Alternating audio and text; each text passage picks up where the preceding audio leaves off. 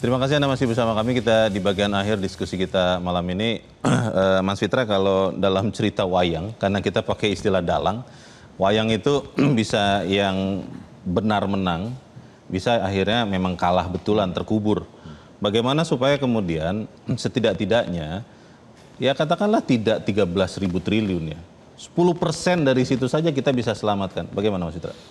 Ya, saya sepakat bahwa kita harus melihat yang rasionalnya seperti apa ya, the lowest common denominator ya. Memang untuk optimal, untuk mendapatkan semuanya itu memang sulit, Bung Leo ya. Tapi setidaknya kalau dalam hitungan saya, per tahunnya itu bisa sampai 1.700 triliun. 30%-nya saja per tahun, 20-30% itu kerja Pak Purbaya sudah berkurang peningnya ya. Jadi kan selama ini kan juga kita masih dibayangi oleh shortfall ya, dari sisi revenue yang akan memperbesar potensi defisit.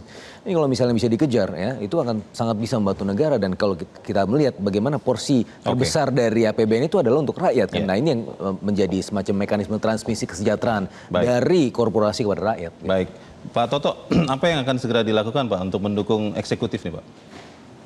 Ya, saya kira pembenahan regulasi itu saya kira yang paling penting karena itulah penyelesaian secara sistem. Jangan kita selalu sibuk cari dalang, tapi sumber mengapa muncul dalang itu tidak kita atasi. Jadi itu kuncinya. Regulasi. Maka, ya. Kedaulatan tambang itu bagaimana diwujudkan melalui regulasi itu kuncinya. Panitia kerja mungkin akan segera dibentuk Pak? Mudah-mudahan. Atau diusulkan lah oleh Pak Toto? Mudah-mudahan kita akan usulkan. Dan yang penting bahwa negara itu harus mengontrol ya, tambang itu dari hari ke hari. Baik. Tidak sekedar memberikan izin, tetapi juga mengontrol bagaimana proses produksinya, ya, bagaimana lingkungannya ditangani dengan baik dan seluruhnya, sehingga kita betul-betul akan bisa mengendalikan tambang kita sebesar-besar kemampuan. Baik, Pak Fuad, janji akan berdampak kalau ada bukti. Apa yang mungkin akan disampaikan kepada pemerintah, Pak Presiden, supaya kemudian rakyat percaya nih bahwa penjarahan tambang ini sedang diusahakan berhenti, Pak? Iya, saya dengan itu ditimbangkan sebetulnya sudah tindakan yang nyata.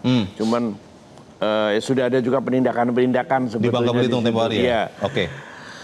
Tapi mesti diketahui metodenya selain misinvoicing, transfer pricing, penyelundupan, ya kan? Penyelundupan ada pun yang legal tapi sebetulnya setengah ilegal juga gitu, dikedokin macam-macam itu penyelundupan. Dan orangnya juga yang ngerjain itu banyak. Terus terang aja, ya yang pensiunan pejabat ada, dalang di situ ada. Ya kalau jadi pemilik itu macam-macam itu. Jadi udah pengusahanya yang udah akalnya macam-macam kotor juga banyak gitu kan.